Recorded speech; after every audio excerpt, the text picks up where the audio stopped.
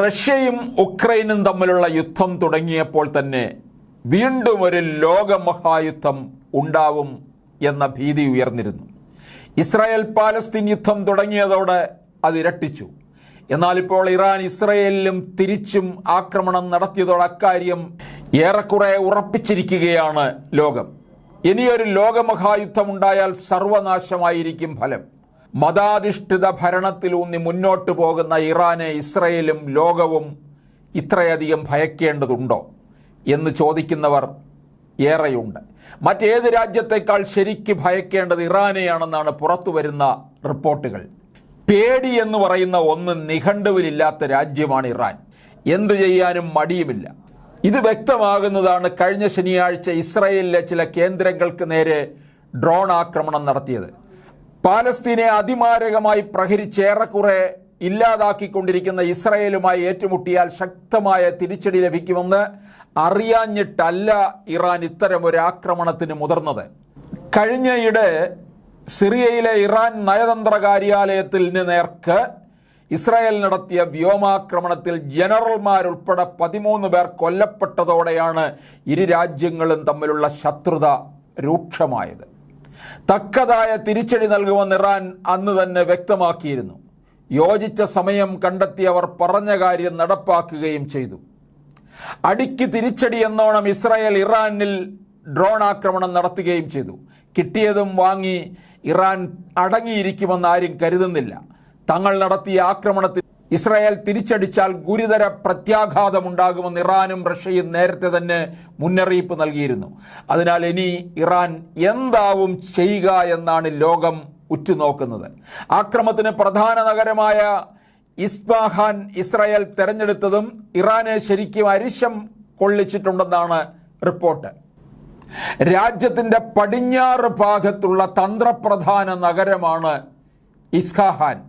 സയാൻഡ നദിയുടെ വടക്കൻ തീരത്ത് സ്ഥിതി ചെയ്യുന്ന 20 ലക്ഷം ജനസംഖ്യയുള്ള ഈ നഗരത്തിലാണ് ഇറാന്റെ പ്രധാന ആണവ കേന്ദ്രങ്ങളെല്ലാം സ്ഥിതി ചെയ്യുന്നത്.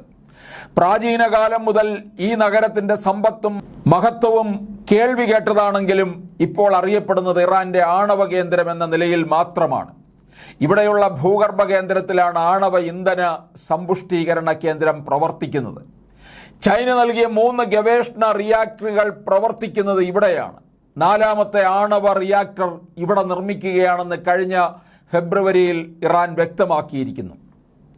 രാജ്യത്തെ മറ്റൊരു സ്ഥലത്തിനും ഇല്ലാത്ത പ്രാധാന്യം കണക്കിലെടുത്തായിരിക്കാം ഇസ്രായേൽ ഇസ്ഫഹാൻ പട്ടണത്തെ ലക്ഷ്യമാക്കിയതെന്നാണ് US state assistant secretary Mark Kimmitt പറയുന്നത്.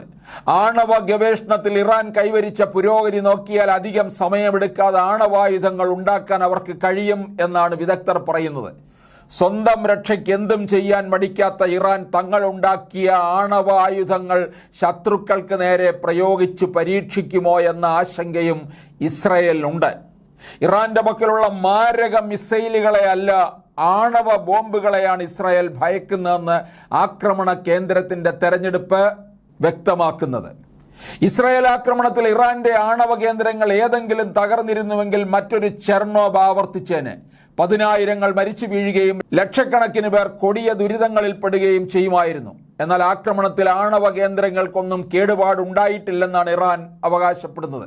ഇക്കാര്യം UN ആണവ നിരീക്ഷണ ഏജൻസിയെ എനർജി ഏജൻസിയും വ്യക്തമാക്കിയിട്ടുണ്ട്.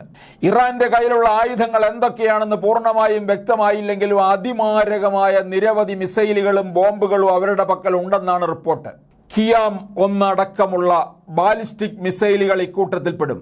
ഇതിന്റെ വിക്ഷേപണ വീഡിയോ പുറത്തുവിടുന്നതിനൊപ്പം ഭൂഗർഭ അറയിൽ സൂക്ഷിച്ചിരിക്കുന്ന മിസൈലുകളുടെ വൻ ശേഖരത്തിന്റെ ദൃശ്യങ്ങളും പുറത്തുവിട്ടിരുന്നു.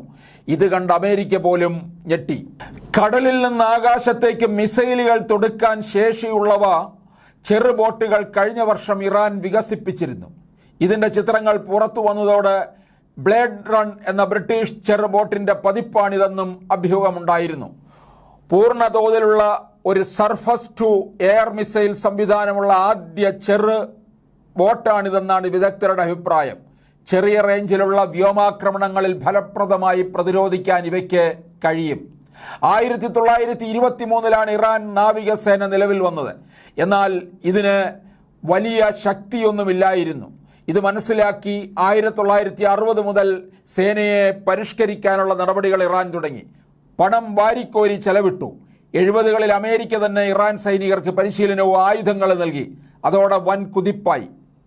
ഇസ്രായേൽ എന്ന ചെറു രാജ്യം രൂപം കൊള്ളുമ്പോൾ മധ്യപൂർവേഷ്യയിലെ ഏറ്റവും പ്രധാനപ്പെട്ട പിന്തുണക്കാരിൽ ഒരാളായിരുന്നു ഇറാൻ.